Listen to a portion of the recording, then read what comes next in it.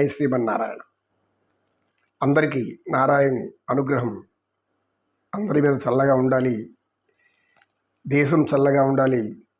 దేశంలో ఉన్న ప్రజలందరూ కూడా చల్లగా బతకాలి. ఆనందంతో సుఖశాంతులతో ఉండాలి.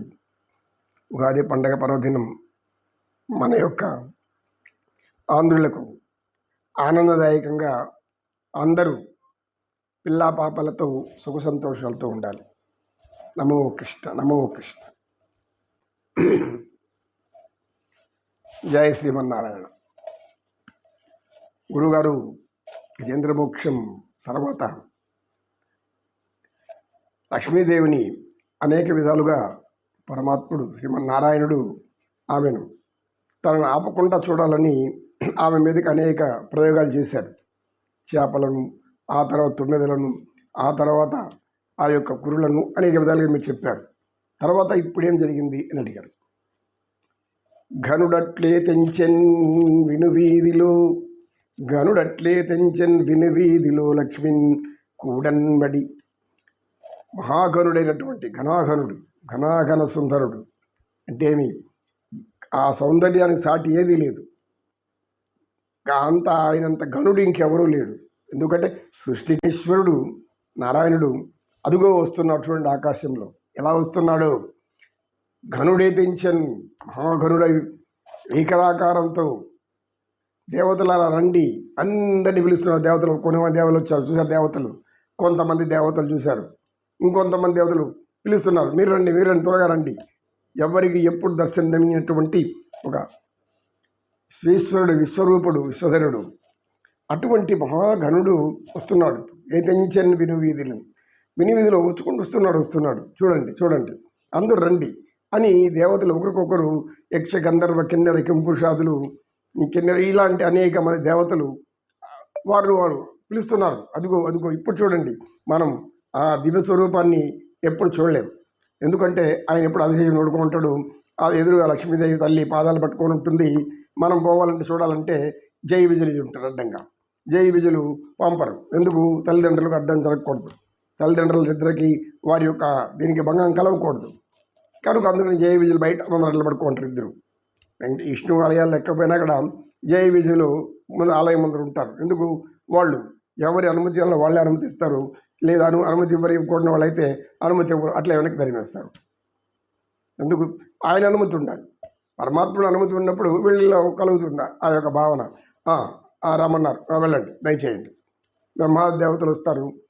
బ్రహ్మాది దేవతలు వచ్చారు స్వామి అని వీళ్ళు లోపల చెప్పుకుంటే వెంటనే ఆయనకి అందిపోతుంది. పంపు. తిరుమలగిరిలో మనం అదే చూస్తాం. కొంతమంది ఎన్నో విధాల ప్రయత్నిస్తారు దర్శనం కావాలని. కాదు, కొంతమందికి అనుకోకుండా దర్శనం లభిస్తుంది. అంటే ఇది అంత మాయ. శ్రీ వెంకటేశ్వర స్వామి మాయ అంతా ఇంత కాదు. శ్రీమన్నారాయణుడి మాయ, విష్ణు మాయను తెలుసుకోవడం అది తన సాధ్యం.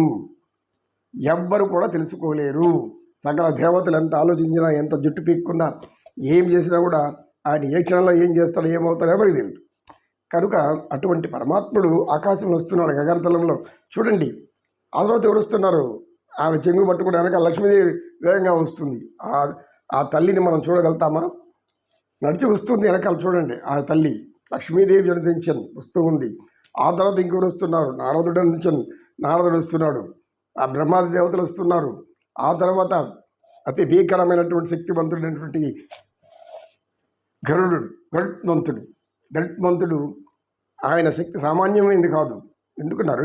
శ్రీ మహావిష్ణువు మోయాలంటే, విశ్వానంతా నిర్మించినటువంటి ఆ విశ్వరూపుణ్ణి మోయాలంటే అనితర సాధ్యం. ఎవరు ఉంటారా? ఇంక వాహనం ఎవరు ఉండలేరు. ఎందుకంటే ఆయన ఎక్కడ పెడితే అక్కడ తొందర వేగంగా వెళ్ళాలంటే మరి ఆ గాలిలోనే వెళ్ళాలి, ఆకాశంలోనే వెళ్ళాలి. పరమశివుడు నంది వాహనం ఎక్కి వెళ్ళాలి. ఇలా వాహనాలు ఒకరికి ఒక వాహనం ఉంటుంది. వినాయక స్వామికి అయితే ఎలుక ఉంటుంది, అది మెల్లిగా పోతుంది పాపం. సుబ్రహ్మణ్య స్వామికి నెమలి ఉంటుంది, ఆయన నెమలి మీద ఇంత వేగంతో పోతాడు. ఆ నెమలి ఎట్లాంటి నెమలి అంటే పంచవర్ణ రంగులతో ఆనందం గొలిపే నెమలి అంటేనే మనకు నాట్యం గుర్తొస్తుంది, నెమలి నాట్యం. కనుక ఇలాంటివి అనేక జంతువులు అన్నీ ఏవేవి ఉన్నాయో సృష్టి అన్నీ చూస్తున్నాడు. ఎక్కబడుచుకొని నారాయణుడు వస్తున్నాడు. దేవతలు, మునులు, యోగులు, ఋషులు అందరి కింద నుంచి చూస్తున్నారు. గగనతలంలో నారాయణుడు వస్తున్నాడు, వెనకాల లక్ష్మీదేవి వస్తుంది, ఆ తర్వాత వెనకాల గరుత్మంతుడు వస్తున్నాడు. ఆ తర్వాత ఇంకా కూడా ఏమేమి వచ్చి చేరుకుంటున్నాయి. అతి భీకరమైనటువంటి కాలస్వరూపమైనటువంటి చక్రం, సుదర్శన చక్రం. సుదర్శనం, సుదర్శనం, సు అంటే మంచి అని, దర్శనం అంటే మంచిగా దర్శించేదని. మంచి వాళ్ళని ఏం చేయదు, దుర్మార్గులైతే అయిపోతుంది. కనుక దాన్ని చూస్తేనే దుర్మార్గులకు భయం, సన్మార్గులకి రక్షణ, సన్మార్గుల రక్షణ. కనుక ఈ యొక్క శంకు చక్రం, ఇటువైపు శంకు పాంచజన్యం, భీకరమైనటువంటి శబ్దాన్ని, సృష్టి అంతా ప్రాణశక్తి రూపంలో ప్రకటితమైనటువంటిది ఆ యొక్క శంఖం. శంఖనాదం అంటే ఏమి? మనకు ఓంకారనాదం. శంఖంలో ఓంకారం వినబడుతుంది. మనం ఒక ఏదైనా పెద్ద సముద్ర తీరంలో పెద్ద శంఖం తీసుకుని చెవులో పెట్టుకున్నామంటే ఓం అని వినబడుతూ ఉంటుంది. ఇది అందరూ కూడా వినవచ్చు. పెద్ద పెద్ద శంఖాలు తీసుకొని చెవులో పెట్టుకున్నామంటే ఓం అని వినబడుతుంది, ఓంకారం వినబడుతుంది. అంటే సృష్టి అంతా ఓంకార రూపమైనటువంటి వాడు. సృష్టి అంతా ఓంకార స్వరూపుడైన ఉన్నటువంటి ఆ యొక్క పరమేశ్వరుడు, సృష్టి అంతా ఓంకార స్వరూపమై ఉన్నటువంటి ఆ పరమేశ్వరుడు, ఆయన అనేక రూపధారుడు, సర్వరూపాలు. ఎందుకంటే విశ్వరూపం, అన్ని దేవతలు ఆయనలోనే ఉన్నారు కనుక. అలాంటి వాడు వస్తుంటే ఇంకా కనులు ఎలా ఉంటాయి? కన్నుల పండగ ఎందుకు? ఆనందం, పరమానందం. ఆయన చేలాంచలం, కస్తూరి తిలకం నుదుట, అదేవిధంగా చెవులకు కుడలాలు, శంకు చక్రాలు, పగల 4 చతుర్భుజుడు, 4 భుజములు కలిగిన వాడు ఆయన అలా వస్తున్నాడు వేగంగా. ఎందుకు? కరిని కాపాడడానికి. మక్కరి నోటి నుండి.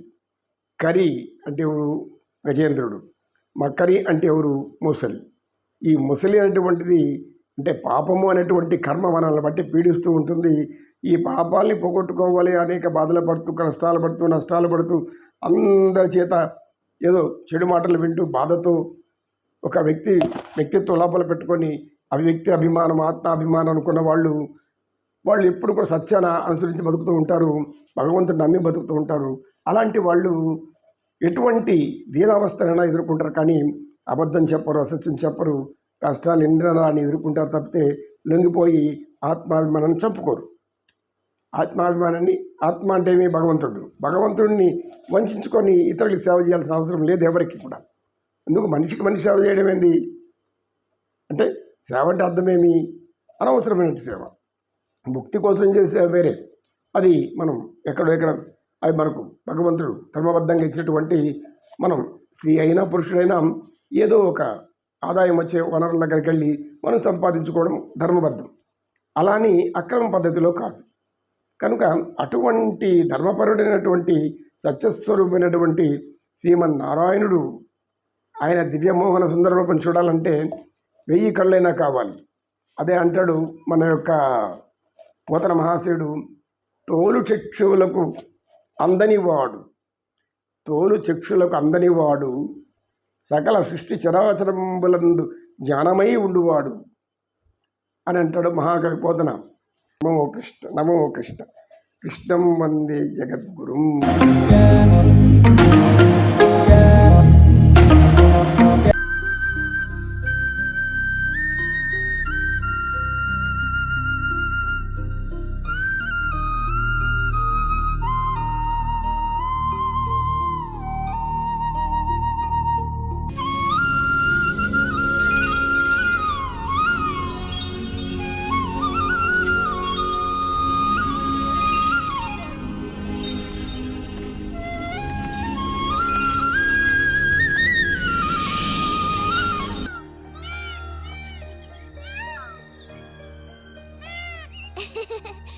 अरे, तुम मुझसे क्या चाहते हो मेरे मोर में